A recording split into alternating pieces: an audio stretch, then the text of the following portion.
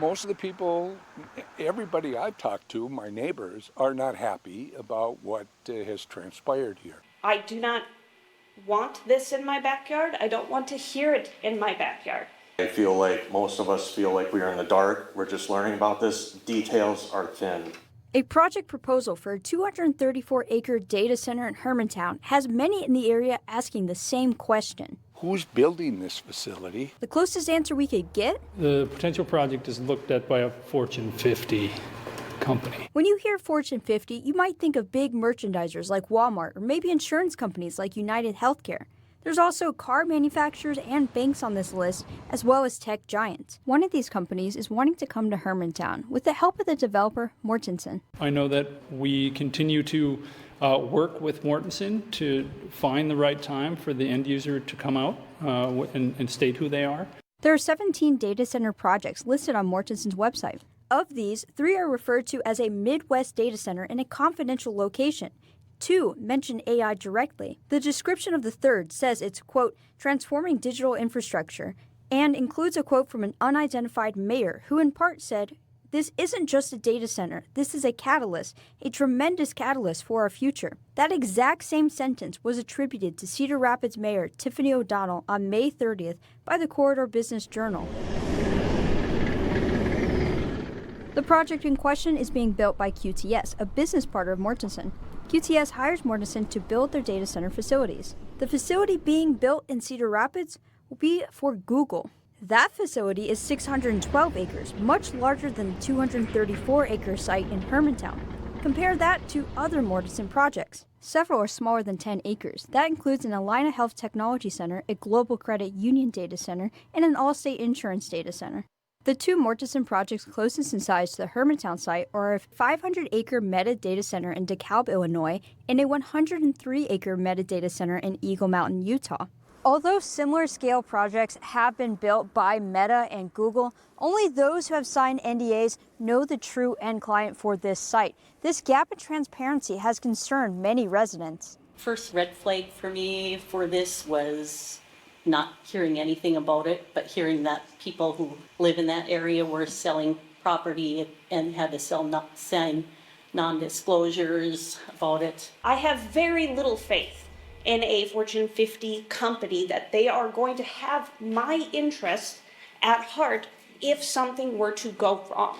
Similar feelings have been felt in Menominee, Wisconsin recently about a 300-acre data center proposal. If your first move when you come to the city is having these city employees sign NDAs, and then you keep it under wraps for over a year, and we don't know who you are, I don't know why we should trust you. Those residents created a grassroots campaign called Stop the Menominee Data Center. I think they really need to take a hard listen to what we are saying. And their messaging got through to the Menominee mayor in late September. I feel really strongly about the community, the citizens of Menominee and the surrounding area, speaking out against the data center. I felt in best interest that for now we pause this and we try to figure out which way to go.